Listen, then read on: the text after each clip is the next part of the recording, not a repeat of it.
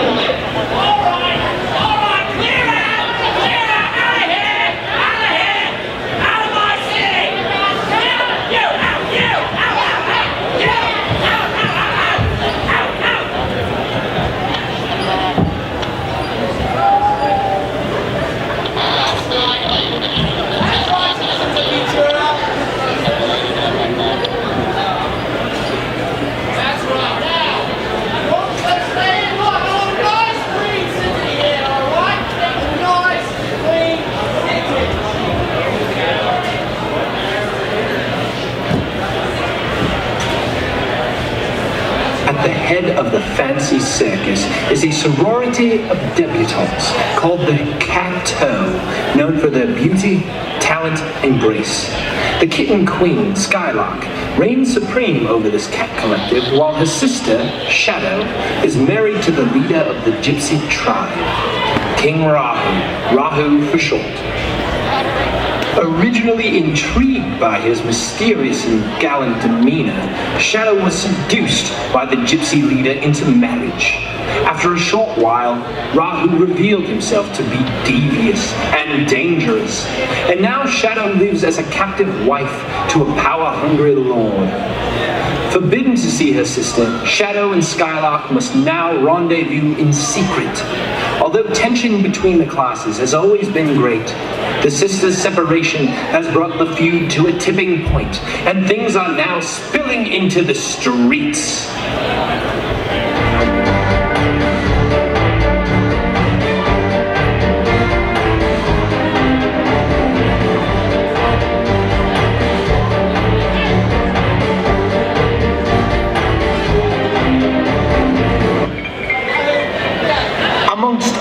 Conflict and chaos, there is still a glimmer of hope and pure love in Futura. Police Chief Kokos has been working up the courage to approach Lady Von Mink's Skylark's handmaiden, and now that moment is here. He fumbles over his words. However, he manages a smile and presents her with a gift before shying away. The unsuspecting Lady Von Minx swoons for a moment before joining her sisters for an afternoon of shopping and kittening on the town.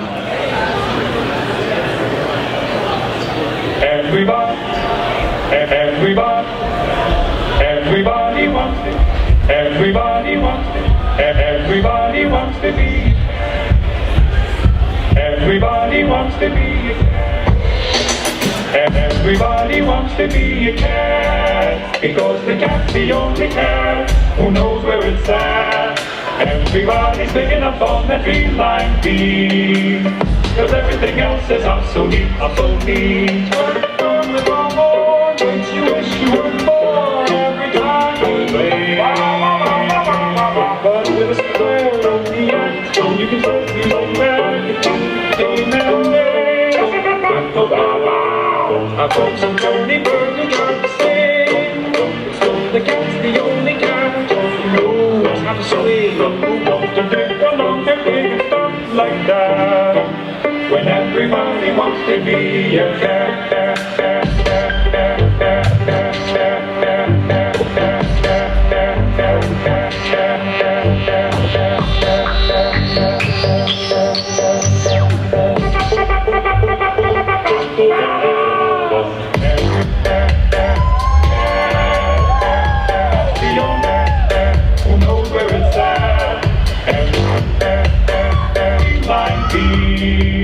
Cause everything else is obsolete, obsolete. Just don't you wish you were born every time you play?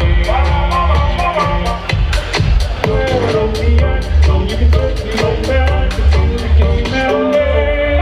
Just go bow wow.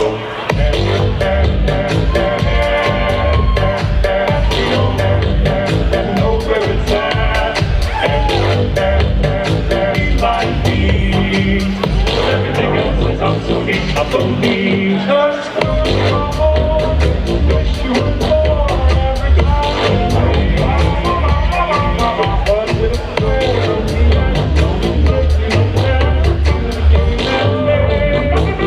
Bow wow. Everybody wants to be a cat, because the cat's the only cat who knows where it's at. One saying that you always has a welcome mat. Cause everybody needs a swinging cat.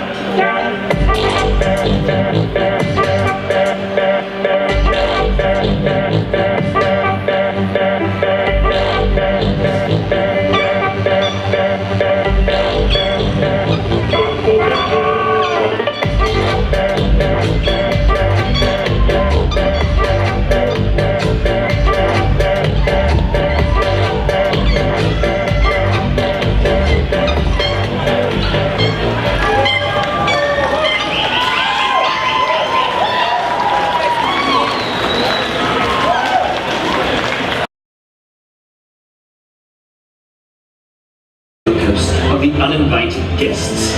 During her absence, the creatures inform the city of their purpose on this planet.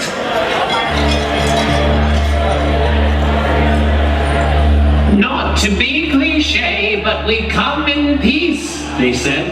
Professor Felix, the almighty engineer, sent us to seek out the golden gear.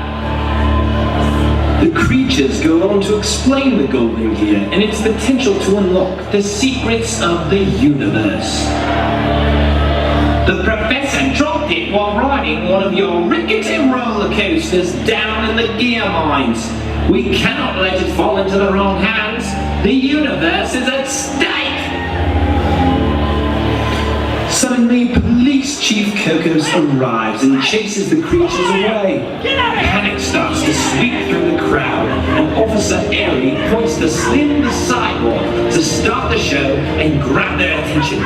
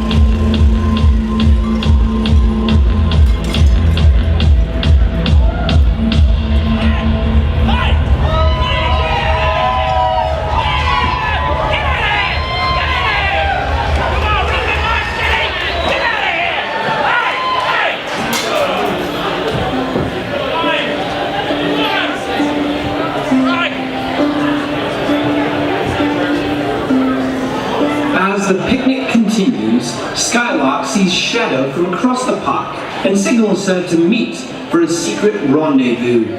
They find each other behind the fountain and Skylark reveals her discovery. She thinks she may have found the golden gear. She stumbled across it while walking her kitten through the gear lines. Now that she knows what it is, Skylark expresses fear for her safety and decides to keep the gear hidden until she can meet Shadow in a secure location. Unbeknownst to the sisters, Rahu has been overhearing the entire discussion, plotting his next move, as he wants the golden gear for himself. The leader of the gypsies has always been known to go any length to get what he wants. As the sisters return to the picnic separately, Rahu is nowhere to be seen as the final performances of the afternoon begin.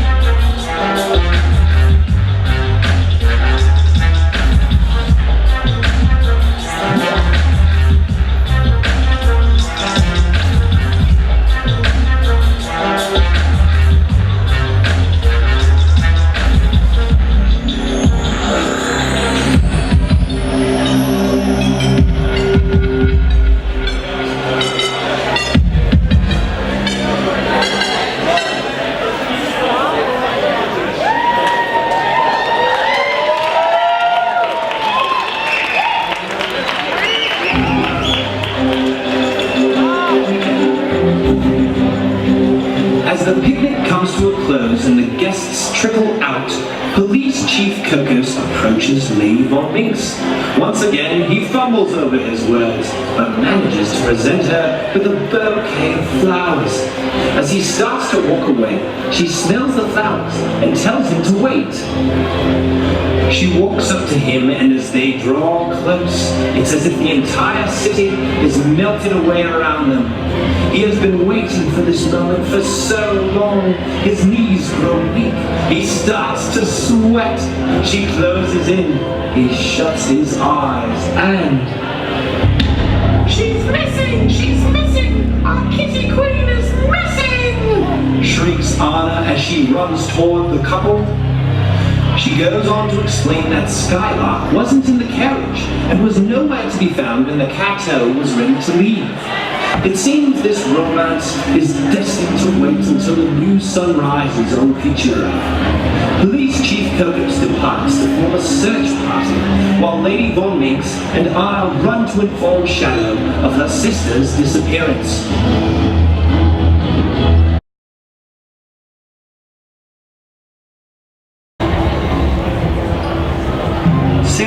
hours have passed since Skylark went missing at the picnic, and the entire town is in a tizzy.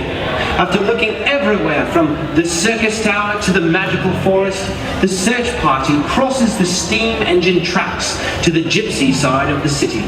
After finally finding Shadow in the sagebrush saloon, she informs the party of an abandoned treehouse deep in the forest she had followed Rahu to a few weeks earlier. The search party scurries out the door to track down the missing queen. After arriving at the abandoned treehouse, they hear King Rahu's loud voice, threatening Skylark if she won't reveal where the golden gear is located. Police Chief Kokos gathers himself and busts down the door. The townsfolk rush inside to find Skylark tied to a chair and Rahu looming over her. Kokos, Shadow, and Anna apprehend Rahu, while Lady Von Minx and Airy untie the kitten queen. After Skylark is freed, Kokos and Airy shove Rahu into the chair, roping him up in a similar fashion. The citizens of Futura begin to rejoice when a shout from outside the treehouse interrupts the excitement. The creatures from the picnic barge in, causing a ruckus. Before things get out of hand, one of them speaks up. Deign to rest us? Just help us find what we're looking for. We seek the golden gear, and she knows where it is. As everyone starts to look at Skylark, she exclaims, "Wait!" She goes on to elaborate where she found the golden gear and how it seemed like a perfect pendant. Finally, she reveals that the gear has been around her neck the entire time. As she takes it off, the onlookers are surprised, as even the creatures were unable to recognize what it was. Skylark approaches them and hands over the gear as she wishes them well and safe travels home. Anna suddenly pipes in. Where is your home?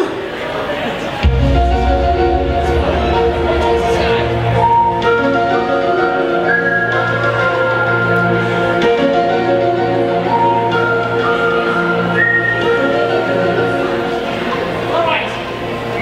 Now go home. The creatures depart with the gear, and the people of Futura begin to celebrate when Police Chief Kokos steps forward. "Wait!" he exclaims.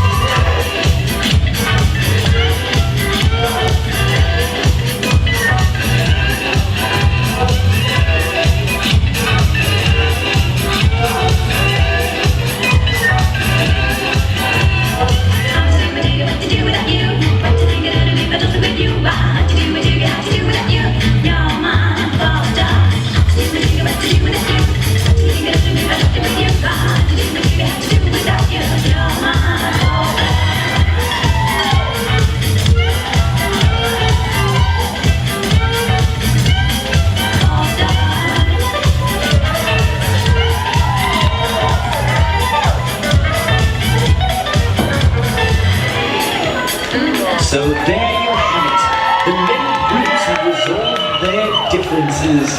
True love runs abundant, and the creatures return to Professor Felix with the secrets of the universe. Futura is entering a new era. We thank you all for listening to our tale, and we encourage you to find your own secrets of the universe.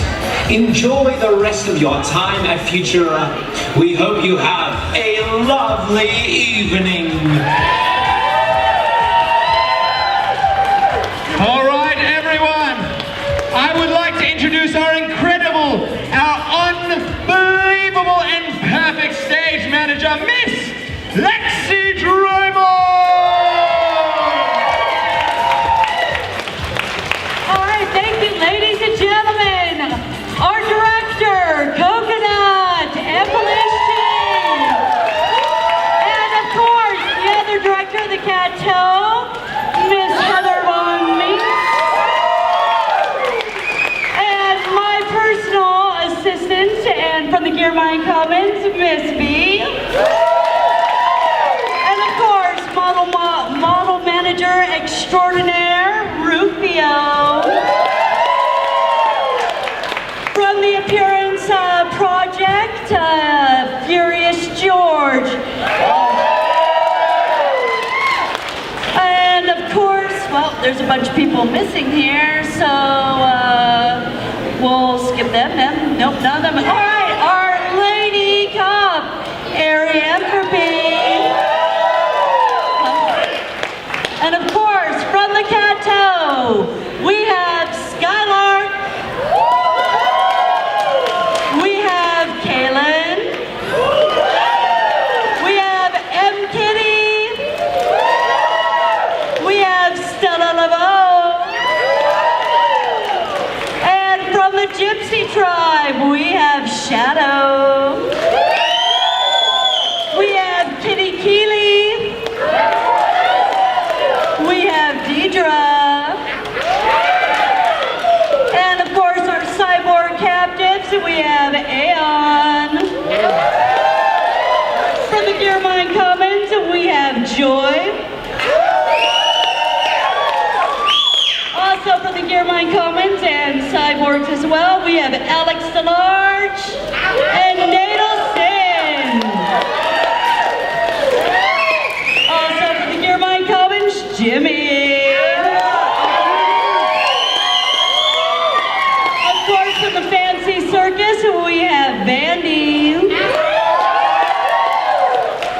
And I want to make sure that I give a round of applause to, let's hear it, Bobby. I missed you.